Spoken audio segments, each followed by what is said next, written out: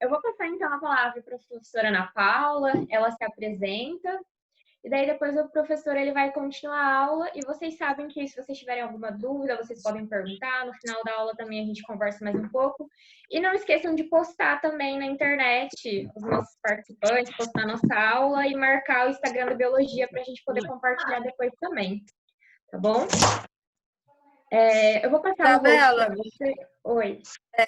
eu pedi aqui, acho que você precisa me liberar como host. Já liberei. Aí só não esquece que você tem que aceitar o pessoal, se alguém cair ou se alguém entrar depois.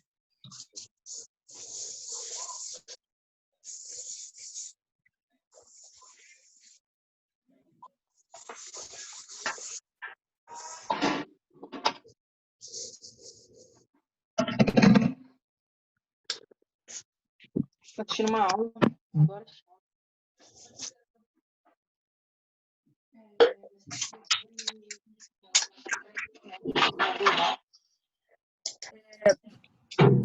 Combustíveis fósseis.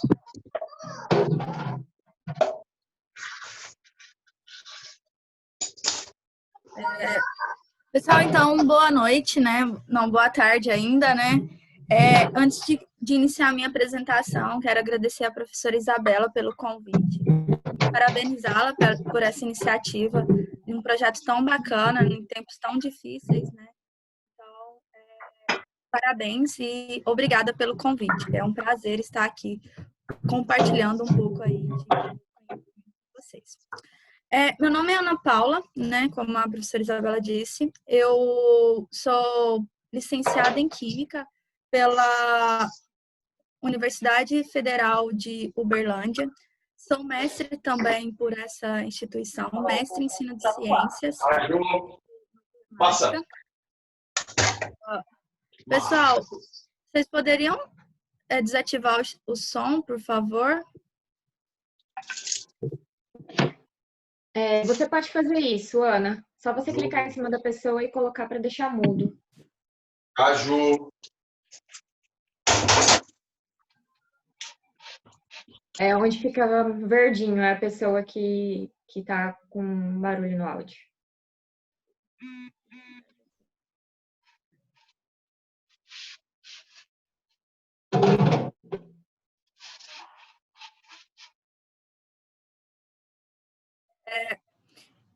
Como eu disse, eu sou licenciada em Química, né, pela Universidade Federal de Uberlândia, a UFO, mestre por essa mesma instituição.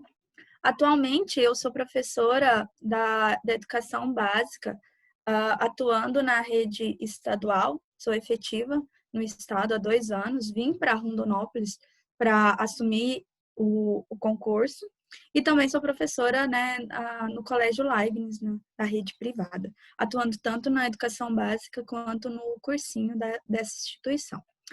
E na rede estadual, trabalho na escola La Salle.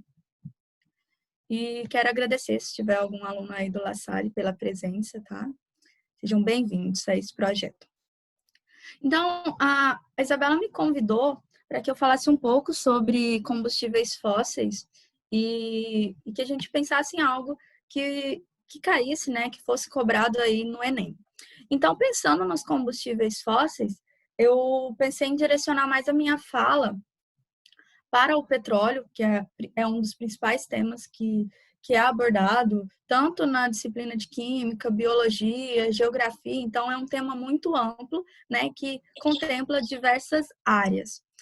Então, antes da gente falar aí sobre o petróleo, eu gostaria de diferenciar aí os principais tipos de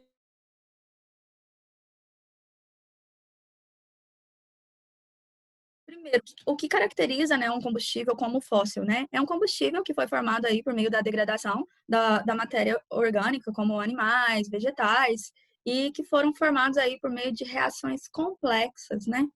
E por isso são considerados combustíveis não, né, uma fonte de energia não renovável.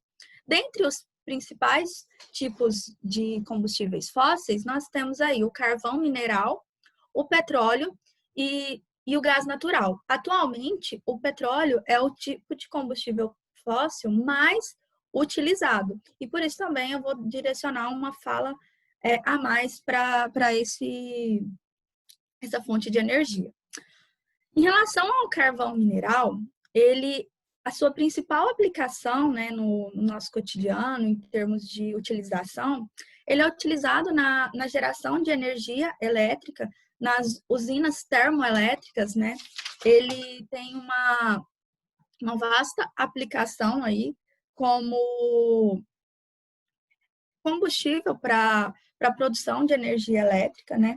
E as termoelétricas que utilizam o carvão mineral, abrange aí em torno de 80%, né, dessas usinas utilizam carvão mineral como fonte de combustível.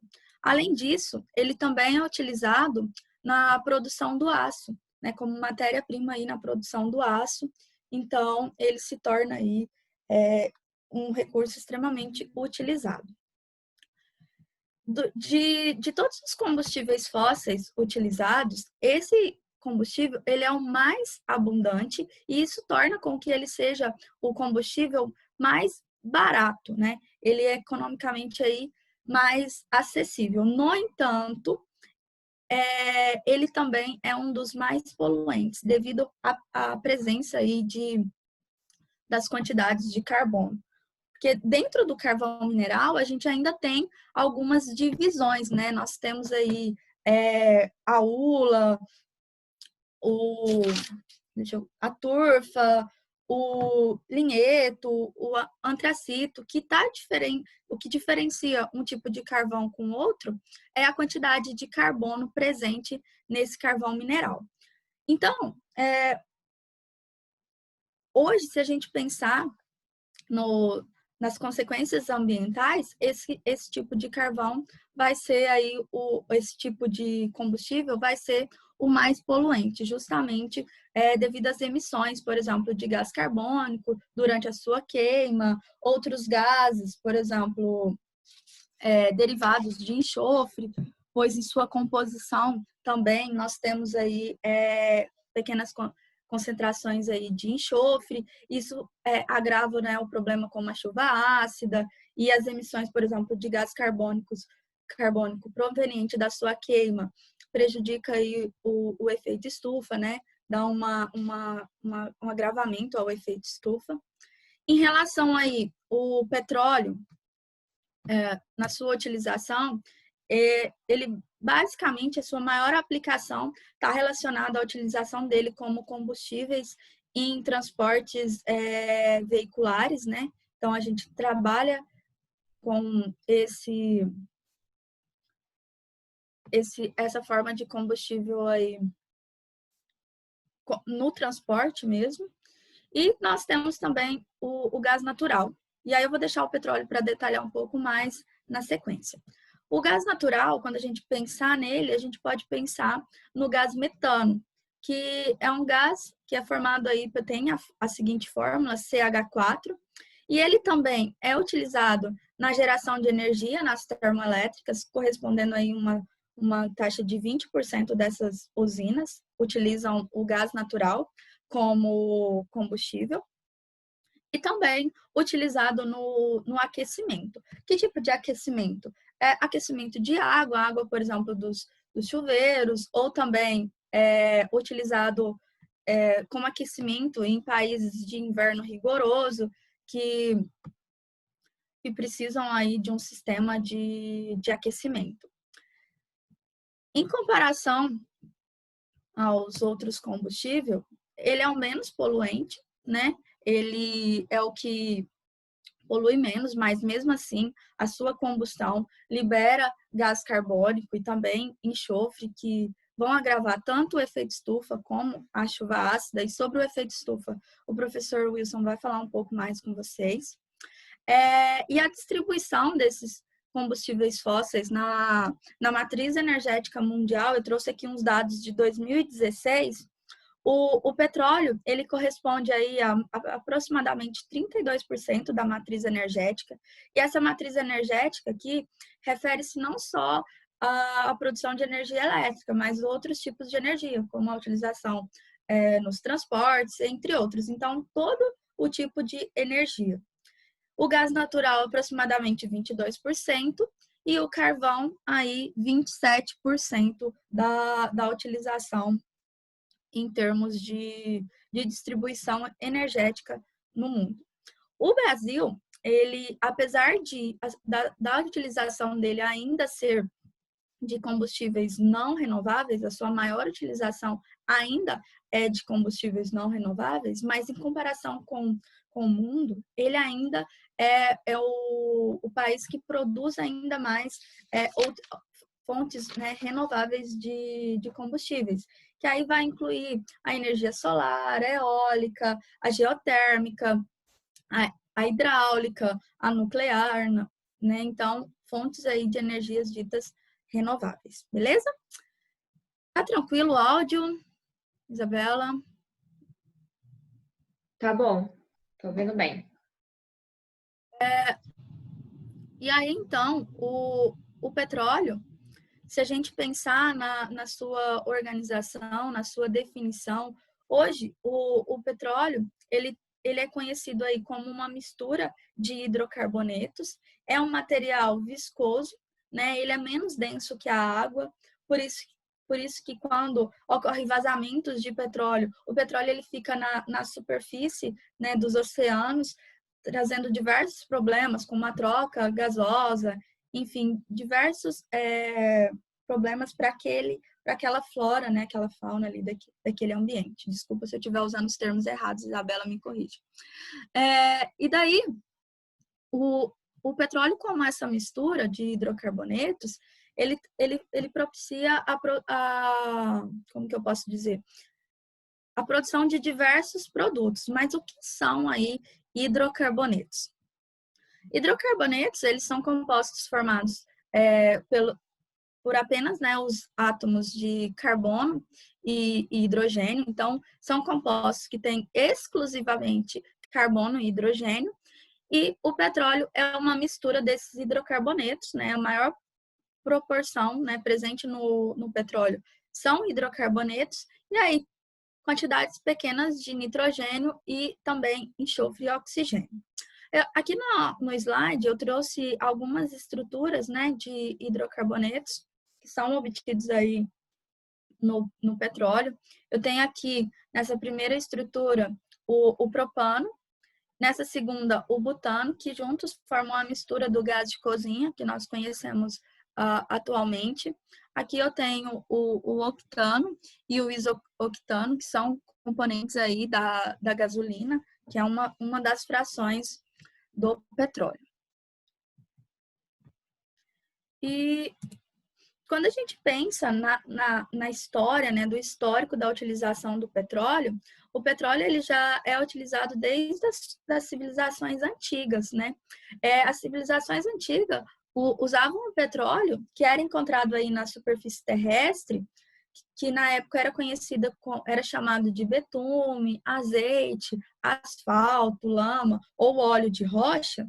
Eles utilizavam esse óleo encontrado na superfície terrestre para diversas aplicações. Por exemplo, no Egito, o petróleo ele teve grande importância na iluminação noturna, ele era utilizado aí na produção de energia, né, luminosa, na impermeabilização das moradias, né, também na construção das pirâmides e até mesmo no embalsamento de múmias. Já no Oriente Médio, ele era utilizado como argamassa nas construções aí da Babilônia, que é o atual Iraque, e também na construção da muralha de Jericó, deixa eu ver o nome aqui, me perdi, na Palestina, certo? No entanto, o petróleo, mesmo tendo essa utilização aí desde a antiguidade, ele só teve a sua extração comercial iniciada aí no século XIX. Isso tem decorrência aí do aumento da demanda energética, que foi resultante aí da primeira revolução industrial. Hoje, o petróleo, ele constitui um recurso de grande valor econômico, tanto é que vários conflitos acontecem aí por meio no interesse, né, de domínio dessas reservas de petróleo. E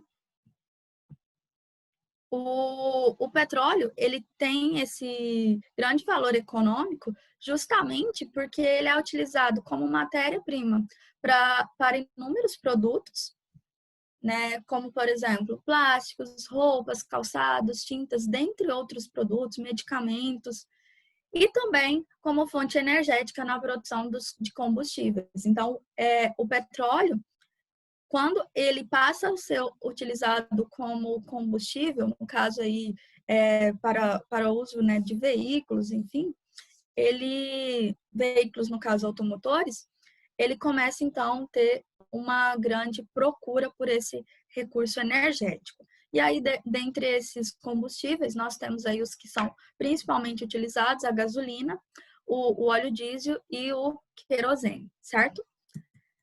Em termos aí de formação do petróleo, hoje a teoria mais aceita atualmente, então, que explica a formação do petróleo é a teoria biogênica, que diz o quê? Como que foi formado o petróleo? Que o petróleo, então, foi formado pela lenta degradação feita aí por bactérias anaeróbicas, e essas bactérias, então, degradaram organismos aquáticos, vegetais e animais, que essa degradação, ela percorre aí milhares, né, milhões de anos, né? Então, isso aconteceu ao longo de milhões de anos. Essa matéria orgânica que foi decomposta, ela foi, então, coberta por sedimentos, que hoje nós conhecemos como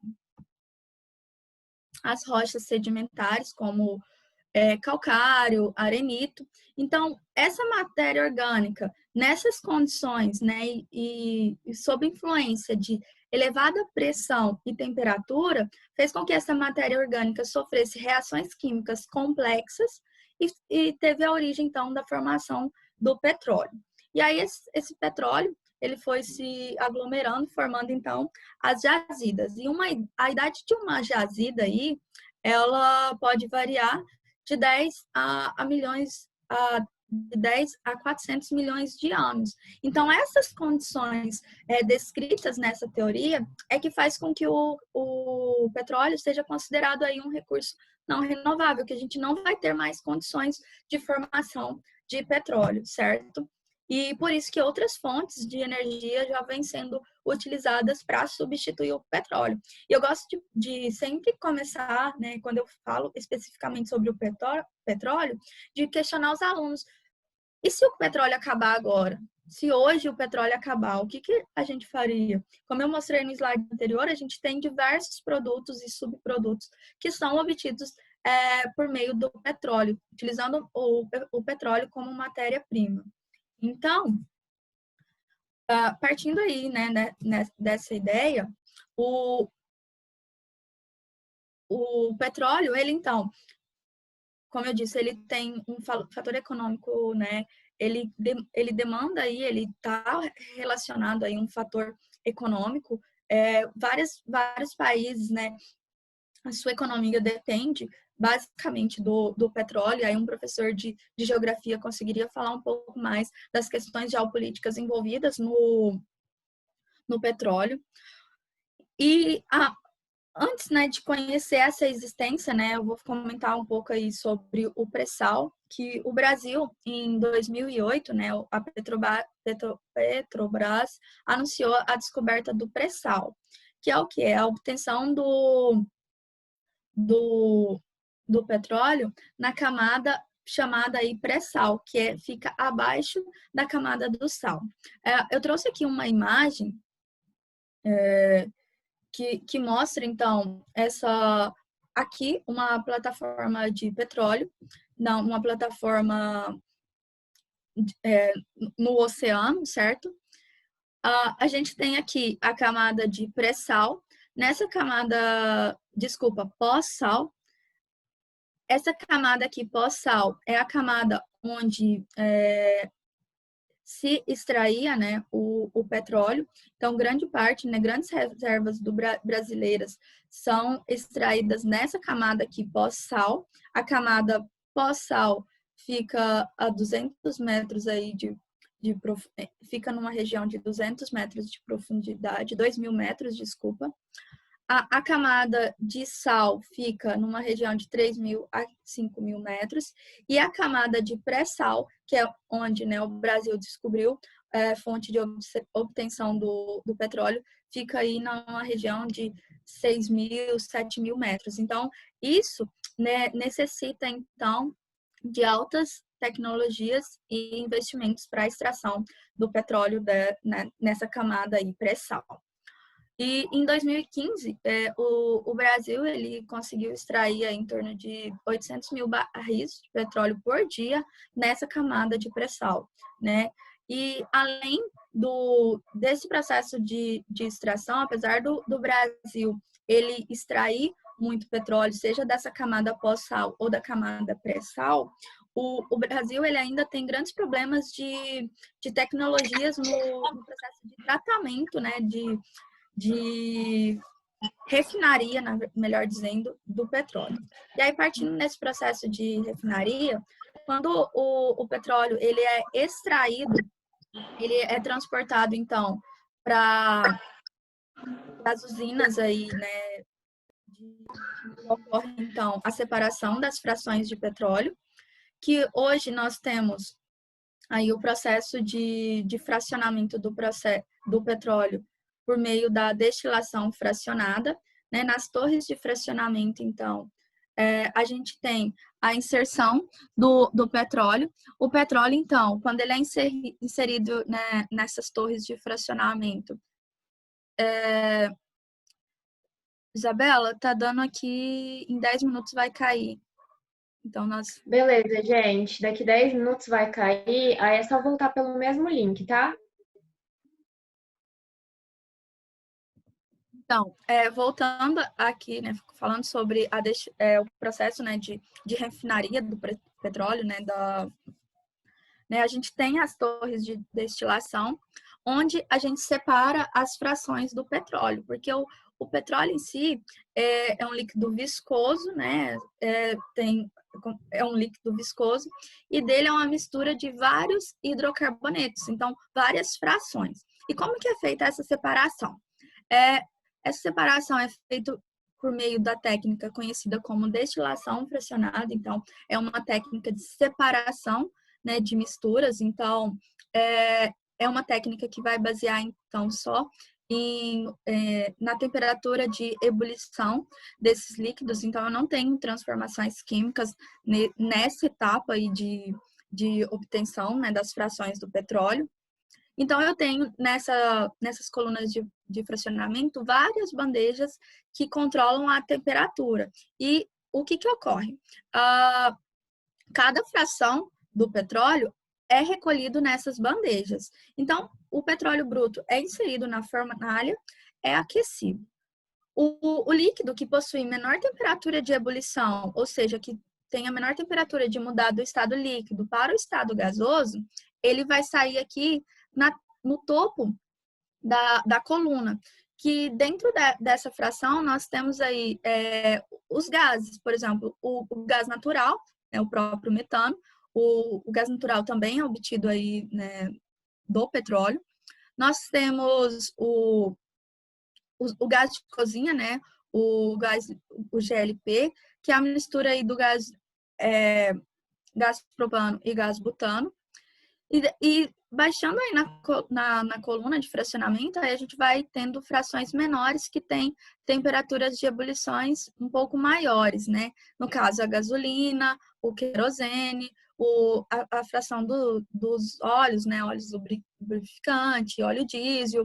E aqui a fração que tem maior temperatura de ebulição, que é a fração aí que é conhecida como o asfalto. E aí, qual é essa diferença, né? O que influencia ter maior temperatura de ebulição ou não? Quanto maior o número de átomos de carbono, né, presente aí na estrutura, mais alta vai ser a temperatura de ebulição. Então, em cada bandejinha que é mostrado aqui nessa coluna de fracionamento, a gente consegue separar uma fração, mesmo eles tendo temperaturas de ebulições bem próximas. Então, a técnica é simplesmente aquece o líquido que tiver menor temperatura de ebulição, ele vai para a superfície e à medida que vai descendo na coluna, a gente vai aumentando a temperatura de ebulição, à medida que a gente aumenta a quantidade de carbonos presente na cadeia carbônica, certo? E aqui, no próximo slide, eu trouxe uma tabela que tem a composição aí das frações do petróleo. Eu tenho aí o número de átomos de carbono contendo de 1 a 4 átomos de carbono. Essa fração, ela costuma ter ponto de ebulição aí menor que 30 graus Celsius. E nessa fração a gente vai incluir aí o gás natural, propano, butano, né? Enfim, outros gases. Na fração que contém 5 átomos, de 5 a 10 átomos de carbono, a gente vai ter a temperatura de ebulição variando de 40 a 200 graus Celsius. E um dos principais produtos nessa fração é a gasolina, é onde a gente obtém a gasolina. Nas frações que variam de 12 a 15 átomos de carbono, a temperatura de ebulição vai variar de 200 a 300 graus Celsius. E aqui a gente vai obter querosene, óleos de aquecimento. Nas frações de 15 a 25 átomos de carbono, nós temos temperatura de ebulição de 300 a 400 graus Celsius. E aí a gente tem o óleo diesel, o óleo lubrificante, as graxas, os asfaltos. E nas frações que tem aí mais de 25 átomos de carbono, vamos ter temperatura de ebulição acima de 400 graus Celsius. E aí vai ter a parafina, o asfalto, né, o piche, o óleo residual. E aí, quando a gente pensa, né, nos produtos que são obtidos do petróleo, eu disse para vocês que a gasolina, hoje, em termos de utilização como combustível, é a que tem a maior utilização. Então, para tentar aí, obter mais gasolina, né, que houve-se uma dependência e uma demanda muito grande pela gasolina, nós temos técnicas que permitem obter, né, uma fração menor a partir de frações menores, que tem pouca aplicação. Então, além de obter diretamente por meio da destilação fracionada, a gente ainda tem outras técnicas que permitem obter subprodutos, né, ou produtos aí a partir do petróleo. Aqui só foi uma observação, né, que eu já havia comentado, que quanto maior o número de átomos de carbono, né, que a gente observa aqui na tabela, maior é a temperatura, então, de ebulição. Então, por exemplo, a gente tem aí outros métodos de obtenção, né, de hidrocarbonetos a partir do petróleo. Um desse método é o craqueamento. Além do craqueamento, a gente tem também a isomeração. A gente tem também a isomeração e a polimerização, que são formas de obter outros produtos a partir do petróleo. O craqueamento, que aí é a técnica mais comum, justamente pelo fato de obter, né, a gasolina, que é um dos produtos de maior interesse aí do petróleo, ele consiste, então, na quebra de moléculas que têm uma grande quantidade de átomos de carbono, então, moléculas mais pesadas, né, quebrando essas moléculas grandes em moléculas menores. Então, aqui, por exemplo, eu tenho uma demonstração do craqueamento do tetradecano, que é utilizado, dentro da fração, está presente na fração do gasóleo. Esse craqueamento, ele só consegue ser executado na presença de catalisadores e de altas temperaturas. Nós temos aqui a temperatura, então, de 500 graus Celsius. Então, quando eu tiver catalisador adequado e essa temperatura, eu consigo quebrar, né, o tetradecano em moléculas menores. Por exemplo, o hexano e o octano. O octano seria, então, um dos hidrocarbonetos presente na gasolina. Então, quando a gente pensar na gasolina, a gente pode relacionar aí com o octano, certo? A presença do octano. Então, isso tornou ainda mais rentável o petróleo, porque além de obter todos aqueles subprodutos, nas partes aí que já tem pouca utilização, ainda consegue se quebrar aí em moléculas menores e ter mais, né, produtos que têm grande utilização, como é o caso da gasolina. E se a gente pensar, Isabela, eu já estou passando muito do meu tempo, eu esqueci de marcar. Eu já estou quase terminando aqui também. Fica tranquilo, pode terminar. Lembrando, gente, que daqui 1 minuto e pouquinho vai cair a ligação, aí é só vocês entrarem pelo mesmo link de novo, tá? E, como eu disse, né, além do craqueamento, a gente tem a polimerização, que aí é a obtenção dos plásticos por meio, então, de moléculas pequenas formando moléculas maiores, a isomeração transformando, por exemplo, o octano em isoctano, que tem uma queima melhor do que o octano, enfim. Então, hoje a gente tem diversas técnicas que são aí, que foram desenvolvidas a partir do petróleo como fonte de matéria-prima, certo?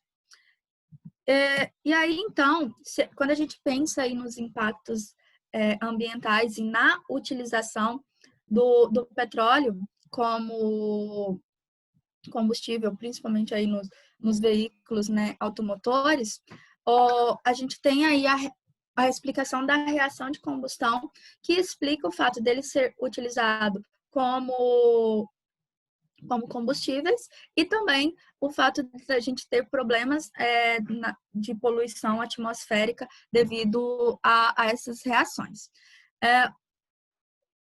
Os hidrocarbonetos, no geral, aí, se a gente for pensar numa reação de combustão, quando a gente tem uma reação aí de combustão, a gente tem uma reação entre um combustível, que no caso pode ser